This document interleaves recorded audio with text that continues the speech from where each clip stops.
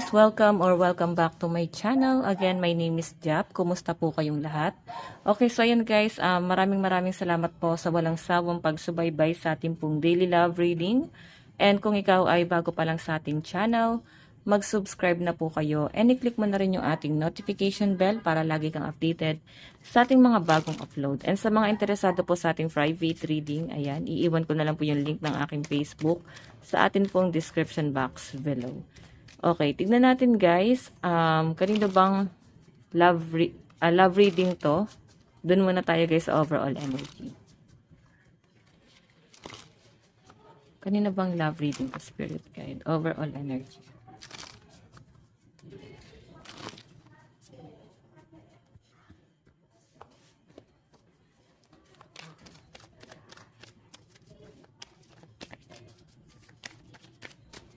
So guys, meron tayong ascending, transcending obstacle, learning, expansion, new phase, preparing for union.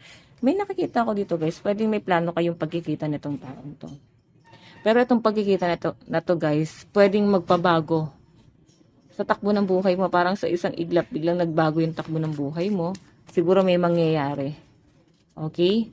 Para magkakaroon ka ng expansion. So, parang lumabas ka or umalis ka na dun sa old cycle. Parang nagkaroon bigla ng new cycle sa buhay mo. Dahil lang dito sa pagkikita niyo ng person mo. Okay? Parang may nabuong plano. Tignan natin guys. Meron tayong dragonfly, diba? Ayan o. Transformation pa rin guys ito. Be light-hearted, finding out things coming to light, adapt, change, and heal. So, iba sa inyo guys, pwedeng nasa healing process pa, pwedeng hindi pa makamove on sa past person. Ayan, broken-hearted. Pwedeng pati mga kaibigan nyo guys, nakaaway nyo, kalitan nyo, pwedeng family, basta mga taong mahalaga sa inyo. Okay, so guys, pwede nung nakita mo tong taong to, pwedeng new person, siya yung naging sandalan nyo nung panahong down na down kayo. Okay, tingnan pa natin.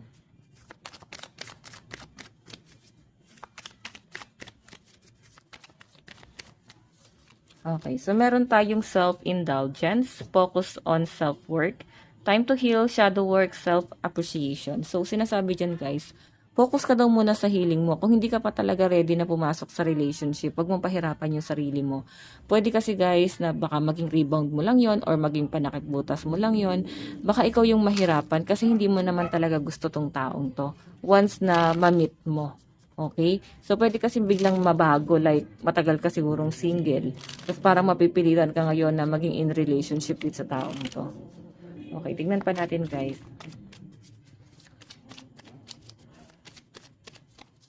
Meron tayong Cupid's arrow, diba? Yung person na tatamaan talaga sa inyo tong taong to guys, you know? Have faith, love is coming, surprise, invitation, meeting, hesitation. Kakasabi ko lang guys, may pagkikita. So, pwedeng mag-hesitate ka rito kung itutuloy mo ba yung pagkikita mo sa taong to or wag na. Okay? Pag-iisipan mo to guys mabuti. Parang iba yung ilaw natin. Wait lang guys. Masyadong maputla. Ayan. So, pag-isipan nyo guys mabuti na huwag kayo guys magmadali.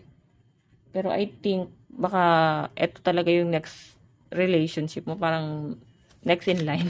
Parang ganon. So, makakatulong din naman siya guys para makarecover ka.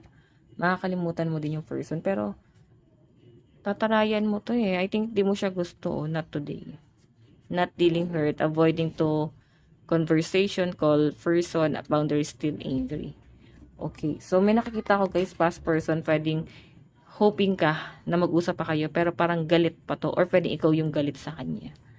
Okay? Pwedeng hindi mo alam, naguguluhan ka, papasok ka na ba sa new love life, or aantay mo pa rin yung past person. Okay? Tignan natin guys, yung energy. Ito yung energy ni person, nararamdaman sa inyo. Okay. Lang guys. Okay. Nararamdaman sa inyo ng person mo.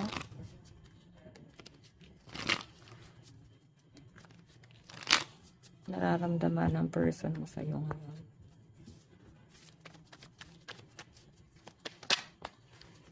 Okay.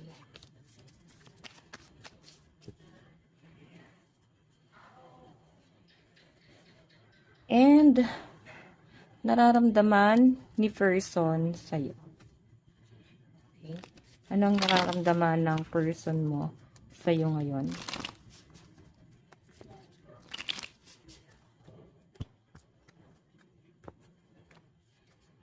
Parang baligtad tong card natin.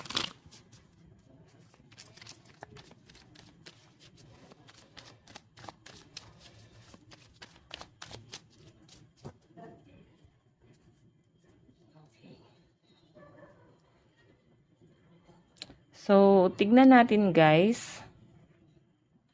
Nararamdaman ni person sa'yo. Meron tayong The Chariot. Ang bilis ng tibok ng puso, no? I think tinamaan talaga sa inyo to. New person to guys, no? Tinamaan talaga sa inyo ng matindi tong taong to. Or pwedeng matagal nyo na guys kausap. Matagal nyo na kayo talagang nagkikita. Pero tuwing magkikita kayo, ganun pa rin talaga yung sistema. Okay? Like, antindi pa rin guys ng attraction ni person sa inyo. Every time na magkikita kayo, magtatagpo kayo. So, pwede nung una guys, talagang kinabahan siya. Parang nandun sa point na hindi ready. Okay, so the Chariot. Ang bilis ng tibok ng puso na itong taong to. Nararamdaman niya sa inyo guys. Parang kinakabahan siya tuwing nakikita ka niya. So, I think love talaga yung na-feel niya sa inyo. Tingin sa inyo person, meron tayong mahal na mahal ka nito oh.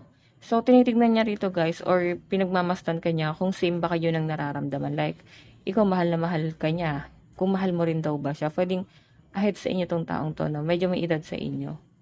Okay? So, tignan natin guys, ano naman yung magiging action nitong person na to. Okay. Ang dami niyang pwedeng i-offer sa inyo guys. Medyo silosa tong taong to guys. Pero kaya niya nang ibigay lahat sa inyo. Or pwedeng ma-effort agad tong taong to. Na parang sigurado talaga siya sa nararamdaman niya sa inyo. Yun po yung nasasagap ko guys, no? Parang sure na talaga siya na eto na. Parang ganun. Hindi na niya guys sahayaan na parang pakawalan ka niya. Pero, syempre, nakadepende pa rin talaga sa inyo yan kung same kayo. Kung ganun din ba yung nararamdaman mo, mahal mo rin ba siya? Or what? Tingnan natin guys, ano naman yung magiging outcome. Meron tayong judgment. Okay, ba't may pang judge? Pwedeng mahusgahan kayo guys ng mga tao. May mga LGBTQ+, o yung iba dito guys, pwedeng yun nga dahil mas ahead. Yung iba sa inyo guys, pwedeng may conflict. Pwedeng may problema. Hindi pa kayang i-pursue itong relationship na to. Kasi may conflict guys. Pwedeng nandun pa sa point na kahit may edad na kayo, hindi pa rin kayo guys kayang pakawalan ng magulang nyo, strict pa rin yung parents nyo. So parang nakakasakal na guys. Kasi ilang taon na ako, sakal na sakal pa rin ako sa magulang ko. Parang ganun. So, siguro nafe-feel sa'yo ng person mo na parang malaki pa rin yung responsibility mo sa pamilya mo. Gusto ko niyang kunin pero siguro ikaw nandun ka sa point na kailangan mag-focus ka muna sa pamilya mo, sa responsibility niyo na parang hindi mo pa rin guys kayang talikuran yung pamilya mo. Okay? Bottom of the deck guys, meron tayong okay. Ang ganda daw sana guys ng plano talaga sa inyo ng person mo. Kasi ito guys, success to eh. The Sun. Okay? So, sinusunod ka nitong taong to. Ang ganda eh. Maganda siguro yung ano na to, pamumuhay nito or napaka-responsible na to. Okay, so guys, ayan, ang malakas ang energy ng mga Cups, Cancer, Pisces, Scorpio, Capricorn, Taurus, Virgo, and Aquarius, Gemini, Libra. Nahihirapan siya ngayon, pwedeng nahibibigatan siya sa pinagdadaanan mo ngayon, sa problema mo ngayon, or pwede rin naman guys, itong taong to is past person na siya, pero nagkakaroon ng new beginning talaga sa inyo. Okay? Tignan natin guys, ano naman ang nararamdaman mo sa person mo. Makulit siya. Ayaw mo talaga sa kanya, guys. Nililimitahan, siguro tinutokso ka ng mga kaibigan mo, mga kakilala mo sa taong to, no? And hindi ka ready, parang ayaw mo talagang pumasok sa relationship. Kasi pwedeng, guys, pwedeng, pwedeng matagal kang single, hindi ka pa talaga ready. Okay? Now, parang ayaw mo na ma-judge ka ng mga tao. Siguro ikaw medyo immature ka pa. Mas gusto mo yung parang bata-bata pa yung energy. Okay? Mas gusto mo yung parang binibaby ka pa rin. Ayan. Sige, tignan natin guys, ano naman yung tingin. Ito kasi nararamdaman mo sa person mo, parang umiiwas ka talaga eh. Lumalayo. Ganon. Pero, ang kulit niya guys, talagang piling mawala ka ng kawala sa taong to. tingin mo kay person. 'Di ba? Tingin mo sa kanya talaga ang gusto niya pang matagalan sa inyo, guys. Tingin mo talaga sa kanya is parang yung nararamdaman niya sa inyo is hindi basta-basta mawawala, guys. Pang long term, ganun yung nasasagap ko rito. Okay, tignan natin guys ano naman yung action mo. Okay. Hindi ka makapag-focus sa ginagawa mo. Dapat nagpo-focus ka sa ginagawa mo, pero dahil nga sa ginagawa niya, guys, hindi ka makapag-focus, naiirita ka, pwedeng katrabaho mo to. Pwede rin naman, guys, na kaibigan mo. Or ano ba to? Basta may nakakita kasi ako, guys, hindi ka nakakapag-focus dito. Tignan natin, guys, ano naman yung magiging outcome. Meron tayong 9 of Cups. Meron ka kasing ibang hinihiling. Meron kang ibang minamanifest. Hoping ka sa ibang tao. Hindi ito maling tao yung dumarating. Pero I think, hindi naman sa ano, meron kasi siya guys, magandang gustong i-offer sa inyo. So, pwedeng gagamitin mo yung utak mo. Or pwedeng ganun yung mafe-feel mo. Parang mas pinapagana mo yung utak mo. Na parang kailangan mag-focus ka muna sa pera. Kasi malaki siguro yung nawala sa inyo. Baka kaya naiisip mo yung past person dito kasi ginamit ka. Lalo na pagdating sa pera. Okay, so ikaw nagiging guarded ka rito. Baka kasi maulit na naman yung sitwasyon. Pero sa nakita ko guys, may say sa buhay tong taong to. Hindi mo talagang may isip sa kanya. Pero siguro, trauma ka dahil sa nangyari sa inyo sa past. Bottom of the deck guys, meron tayong Page of Wands. May chance naman talaga na mahulog ka sa taong to. Okay, sa malinaw na pinapakita sa akin. Pero, hindi ka pa talaga ready. Siguro gusto mo, gusto mo na ng time. Kasi matinding trauma yung pinagdaanan mo sa ex mo. Tignan natin guys na napatungo ng relationship na to. Meron tayong Ace of Chalice, Ace of Cups, Wheel of Fortune. May chance Napakaganda guys ang nakikita ko rito. Kung bibigyan nyo lang guys ng chance, no? King of Swords matalino din tong taong to. And the Magician. Matalino siya kaya kaya kanyang i-manipulate. Okay, siguro mapasabi ka na lang, ba't lagi ka na lang napupunta sa mga ganitong klase ng tao? Na napaka-manipulative, guys. Okay, so, sa side mo, malakas ang fire sign, Aries, Leo, Sagittarius, Capricorn, Taurus, Virgo, Cancer, Pisces, Scorpio. Then dito guys, sa overall energy, King of Swords, Aquarius, Gemini, Libra, Cancer, Pisces, Scorpio. Tignan natin guys, love advice. Love advice. Love advice. Meron tayong dreams. Share your dreams together and encourage each other to make them a reality. So, ba't pinipigilan mo yung nararamdaman mo? Siguro meron kang iniisip sa side niya na parang komplikado, no? Pwedeng may chance din talaga May conflict lang talaga. Okay, tignan natin. Meron tayong bond. A loved one grows stronger over time.